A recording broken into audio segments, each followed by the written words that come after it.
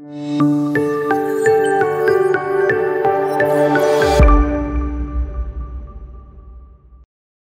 Hello నమస్తే welcome back to the channel. నేను మీ హరిత. హైదరాబాద్ లోనే #1 లైఫ్ కోచ్, మనందరి favourite and also energy booster MVN Kashyap గారు ఉన్నారు. Hello sir. హలో అండి. ఎలా ఉన్నారు? Fantastic, top class. Sir, relationship topic ఇప్పుడు కూడా. రిలేషన్షిప్ లో గొడవ అనేది చిన్నదైనా పెద్దదైనా యాక్సెప్ట్ చేయరు. ఆడైనా మగైనా, ఐ మీన్ భార్య అయినా భర్త అయినా లవర్స్ అయినా యాక్సెప్ట్ చేయరు. చాలా కష్టంగా ఫీల్ అవుతూ ఉంటారు. అది ఎందువల్ల అవుతూ ఉంటుంది? ఎలా ఆలోచిస్తే అది యాక్సెప్ట్ చేయొచ్చు అని అంటారు? వెరీ పవర్ఫుల్ థింగ్ అండి. తప్పులు యాక్సెప్ట్ చేయనంత కాలం ఒకళ్ళకి ఇంకొకళ్ళు దూరం అవుతూనే ఉంటాం. అది ఫైనల్గా ఆ రిలేషన్షిప్ కొలాప్స్ అయిపోయే స్టేజ్ వరకు తీసుకెళ్తుంది. రైట్? అసలు ఎందుకు యాక్సెప్ట్ చేయం, యాక్సెప్ట్ చేయాలి అంటే ఏం చేయాలి అనేది మనం ఈ వీడియోలో మాట్లాడుకుందాం. అయితే ఎలాగో టాపిక్ రిలేషన్షిప్ అంటున్నారు కాబట్టి Jan 28, 2024 రైట్, రిలేషన్షిప్ మాస్టరీ అని ఒక 1 day ప్రోగ్రామ్ చేస్తున్నామండి. ఇది వర్చువల్గా ఆన్లైన్లోనే ఉంటుంది ప్రోగ్రామ్. రిలేషన్షిప్ హెల్దీగా ఉండాలి అంటే మిస్అండర్స్టాండింగ్స్ తగ్గించుకొని గొడవలు లేకుండా రైట్ ఒక ప్యాషనేట్ రిలేషన్షిప్ని ఎలా క్రియేట్ చేసుకోవాలి, ఆ రిలేషన్షిప్ని ఒక హెల్దీ అండ్ పీస్ఫుల్ రిలేషన్షిప్ కనుక కావాలి అంటే ఏ సైన్స్ మనం తెలుసుకోవాల్సి ఉంటుంది, ఏ టెక్నిక్స్ నేర్చుకోవాల్సి ఉంటుంది, ఏ ప్రాసెసెస్ ఉపయోగించాల్సి ఉంటుంది అని నేర్పించే ప్రోగ్రామే రిలేషన్షిప్ మాస్టరీ. నా దృష్టిలో లైఫ్లో 2 చాలా ఇంపార్టెంట్ అండి. ఒకటి, ఈ 2 డిసిజన్స్ ఆర్ వైటల్. ఈ 2 బాగుంటే లైఫ్ అద్భుతంగా ఉంటుంది. దాంట్లో ఒకటి మన కెరియర్ అండి, అంటే మనం చేసే పని. నంబర్ 2, మన ఏ వ్యక్తితో రిలేషన్షిప్లో ఉంటున్నాం. లైఫ్లో 80 to 90% ఆఫ్ ద టైం మనం స్పెండ్ చేసేది ఈ ఇద్దరితోనే. ఒకటి మన జాబ్తో, 2 మన పార్ట్నర్తో. రైట్? కెరియర్లో ప్రాబ్లం వస్తే, జాబ్లో ప్రాబ్లం వస్తే, ఆర్ జాబ్ చేసేది నచ్చకపోతే మార్చుకోవచ్చండి. కానీ రిలేషన్షిప్లో పార్ట్నర్స్ మధ్య మిస్అండర్స్టాండింగ్స్ వచ్చినా, గొడవలైనా సరే వదిలేసి ఇంకొక రిలేషన్షిప్లోకి పోవటం చాలా ఈజీ, నేను కాదనట్లా. చాలా ఈజీ, నేను కాదనట్లా. కొన్ని టాక్సిక్ రిలేషన్షిప్స్ ఉంటాయి, అవి వదిలించుకోవటమే మంచిది, నేను కాదనట్లా. అయితే రిలేషన్షిప్ అనే సైన్స్ ఎవరైతే నేర్చుకుంటారో, అది నేర్చుకోకపోతే ఎన్ని రిలేషన్షిప్స్లోకి వెళ్ళినా వ్యక్తులు మారుతుంటారు తప్ప పరిస్థితులు మారవు. ఎందుకంటే ఆ సైన్స్ మనకు తెలియదు. You're getting it? ఆ సైన్స్ నేర్పించే ప్రోగ్రామే రిలేషన్షిప్ మాస్టరీ. దాంట్లో ఒక పాయింట్ మీరు అడిగిన దానికి, తప్పులు యాక్సెప్ట్ చేయటం చెయ్యాలంటే ఏముండాలి, మైండ్ సెట్ ఎలా ఉండాలి? Taking responsibility is the answer అండి. టేకింగ్ రెస్పాన్సిబిలిటీ అంటే బాధ్యత వహించటం, అకౌంటబిలిటీ అని ఇంకొక పదం. దీని గురించి నేను రీసెంట్గా ఒక స్టోరీ చదివాను. నా సొంతంది కాదండి, ఎవరు చెప్పారో నాకు తెలియదు, కానీ అద్భుతమైన స్టోరీ. రెస్పాన్సిబిలిటీ అంటే రిలేషన్షిప్లో ఎంత ఇంపార్టెంట్ అనేది. 2 కపుల్స్ ఇక్కడ పక్క పక్కనే ఉంటారు, నేబర్స్. ఒకళ్ళు ఇల్లిది రైట్. వీళ్ళు ఇంట్లో ఉన్న కపుల్స్ రోజు కొట్టుకోవటమే, రోజు దెబ్బలాడటమే రైట్. వేరాజ్ ఈ ఇంట్లో ఉన్న కపుల్స్ వాళ్ళు చాలా హ్యాపీగా, చాలా ప్యాషనేట్తో, చాలా ఎక్సైటింగ్గా. ఒకరోజు ఈ రోజు కొట్టుకునే కపుల్స్ భార్య అంది భర్తతో, అసలు వాళ్ళ ఇంటికి వెళ్ళి నువ్వు చూసిరా, ఏం జరుగుతుంది అసలు, వాళ్ళంతా హ్యాపీగా ఎట్టుంటున్నారు, మనం ఎందుకు ఉండలేకపోతున్నాం అంటే వాళ్ళ గొడవలు రావా, వాళ్ళకి మిస్అండర్స్టాండింగ్స్ లేవా, కొట్టుకోరా ఎప్పుడు, అసలు ఎలా పాసిబుల్ అవుతుంది, మన రిలేషన్షిప్ కొలాప్స్ అయిపోతుంది, అసలు ఒకసారి ఆ ఇంటికి వెళ్ళి చూసిరా ఏం చేస్తున్నారు వాళ్ళు. భర్త వెళ్ళాడు చూడటానికి. వాళ్ళ ఇంటికి వెళ్తే ఈ మంచిగా ఉన్న కపుల్స్ ఇంట్లో డోర్ తీయంగానే సీన్ ఏంటయ్యా అంటే భార్య ఫ్లోర్ ఏదో క్లీన్ చేస్తుంది.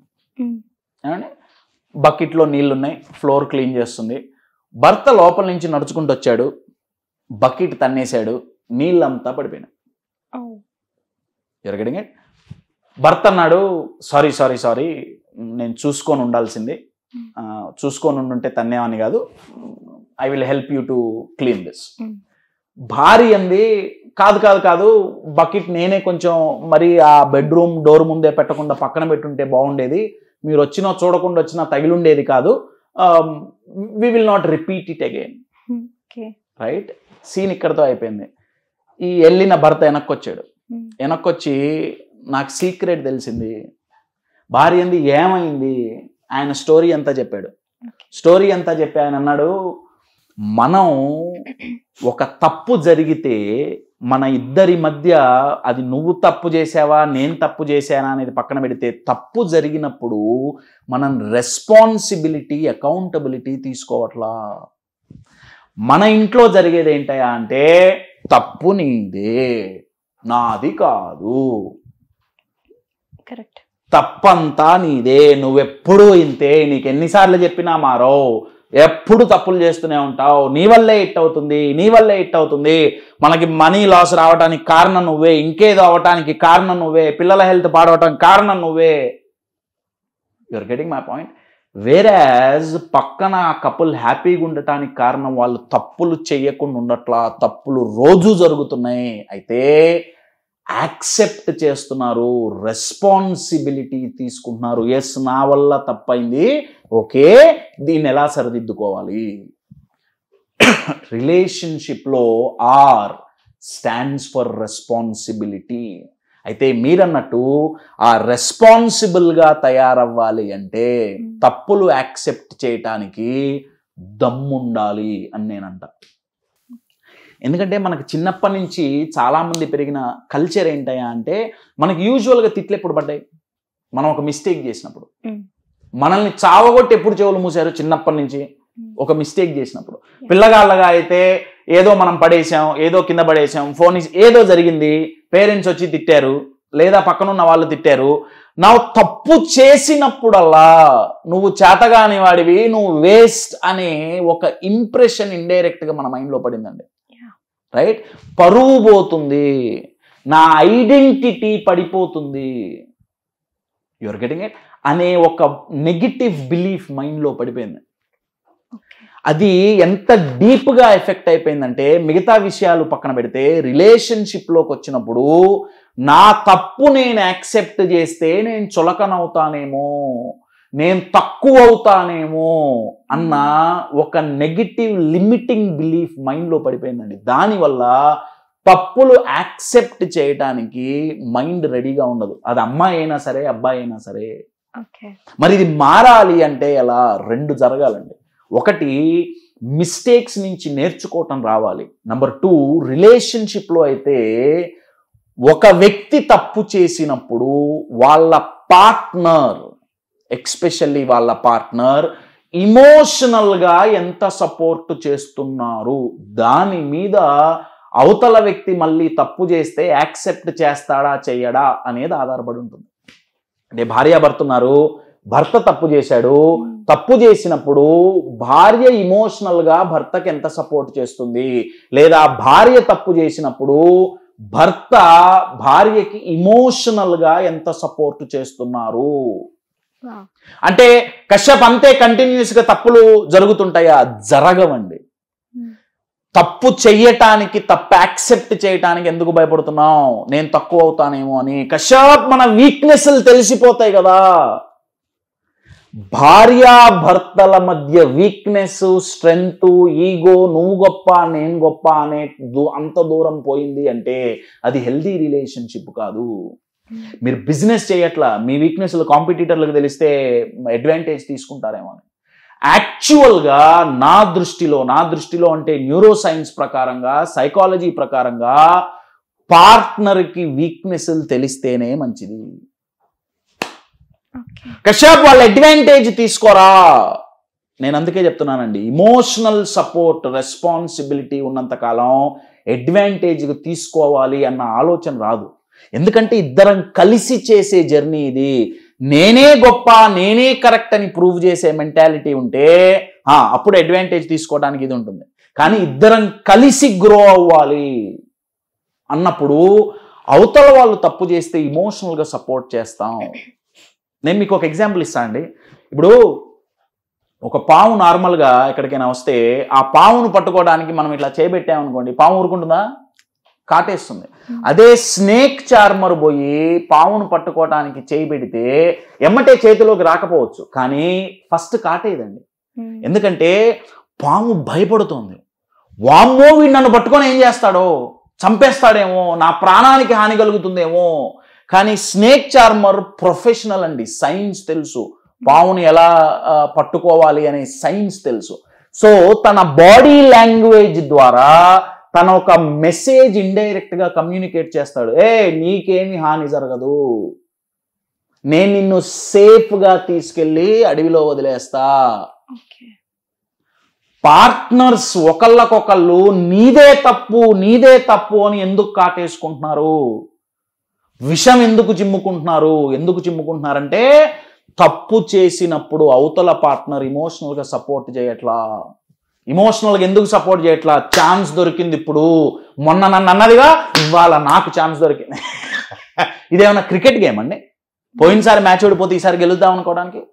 రిలేషన్షిప్ క్రికెట్ మ్యాచ్ కాదండి. ఓడిపోతే మళ్ళీ వాళ్ళ మీదే గెలవాలి అనుకోవడానికి. గెలుపోటములు ఉంటే రిలేషన్షిప్ ఎందుకైందండి? అది గేమ్ అయింది, అది బిజినెస్ అయింది, అది రిలేషన్షిప్ కాదు. రిలేషన్షిప్లో ఉండాల్సింది గెలుపోటములు కాదు, రిలేషన్షిప్లో ఉండాల్సింది గ్రోత్ ఉండాలి. ఇది జరగాలి అంటే రెస్పాన్సిబిలిటీ తీసుకోవాలి అంటే మనం తప్పు చేసినప్పుడు, తప్పు చేయటం తప్పు కాదు, ఫస్ట్ ఇది తెలవాలి. అవతల పార్ట్నర్ ఇమోషనల్గా సపోర్ట్ చేయాలి. కశ్యప్ నేను చేస్తూనే ఉంటా, మరి అవతల పార్ట్నర్ నాకు చెయ్యడు. ప్రాబబ్లీ మనం భ్రమలో ఉన్నాం. నేను ఇందాక అందుకే పాము ఎగ్జాంపుల్ ఇచ్చా. పాముకి సేఫ్టీ కనపడితే కాటేయదు, అది దాని సెల్ఫ్ డిఫెన్స్ మెకానిజం. ఎందుకు కాటేస్తుంది? ప్రాణహాని ఉందేమో. నేను ఇమోషనల్గా నా వీక్నెస్ బయటపడితే అవతల వాళ్ళు అడ్వాంటేజ్ తీసుకుంటారేమో అన్న ఇన్సెక్యూరిటీ ఎప్పుడైతే రిలేషన్షిప్లో నుంచి పోతుందో, తప్పులు యాక్సెప్ట్ చేయటం కాదండి, తప్పు జరిగినప్పుడు వాళ్ళంతటా వాళ్ళు వచ్చి అవతల పార్ట్నర్కి చెబుతారే నా వల్ల తప్పైంది, how can you help me to come out of this. నేను ఎన్నో రిలేషన్షిప్స్ చూశాను, చెయ్యకూడని తప్పులు చేశాడు పార్ట్నర్ ఆర్ చేసింది, వాళ్ళంతటా వాళ్ళు వచ్చి ఓపెన్ గా చెప్పి తప్పు జరిగింది, నెక్స్ట్ టైం నేను కాకుండా చూసుకుంటా, I need your support right now. You're getting my point. Relationship can be beautiful, wonderful, passionate if we accept each other.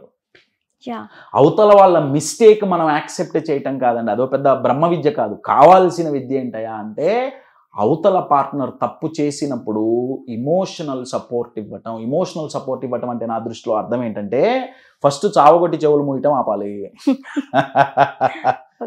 Pat on the back అంటారు ఇంగ్లీష్లో, అంటే ఇట్స్ ఓకే, ధైర్యం చెప్పటం. దీనికి ఇది ఇది ఇది ఈ మెంటాలిటీ రావాలి, ఈ మైండ్ సెట్ రావాలి అంటే అసలు మ్యాన్ మైండ్ ఎలా ఆలోచిస్తుంది, ఉమెన్ మైండ్ ఎలా ఆలోచిస్తుంది, రెండు సేమ్గా ఆలోచించవండి. ఈ రెండు man mind and women mind two different machines. రెండిటికి చాలా చాలా చాలా తేడా ఉంది, రెండు సేమ్ కాదు. కొంతమందికి ఇంకొక డౌట్ ఉంటుంది సార్, లైక్ నేను యాక్సెప్ట్ చేస్తున్నా అని కొన్నిసార్లు అంటారు. అంటే opposite person too many chances ఇస్తున్నాం అనేసి అలా ఫైట్ అటు నుంచి స్టార్ట్ అవుతుంది. మరి అలాంటప్పుడు ఎలా? టూ మెనీ ఛాన్సెస్ ఇస్తున్నాం. ఇక్కడ ఏంటంటే అండి, నేను అందుకే చెప్పా రిలేషన్షిప్ లో growth should be the goal. Okay, too many chances ఇస్తున్నాం. నంబర్ 1 ఒకటి ఛాన్స్ ఇవ్వటం, నంబర్ 2 కలిసి గ్రో అవ్వటానికి మన ఇద్దరం కలిసి ఏం చేయాలి అనేది గోల్. అది మెయిన్ అయితే ఎంతమంది ఎన్ని ఛాన్సులు ఇస్తున్నాం అనే టాపిక్ అసలు రాదండి.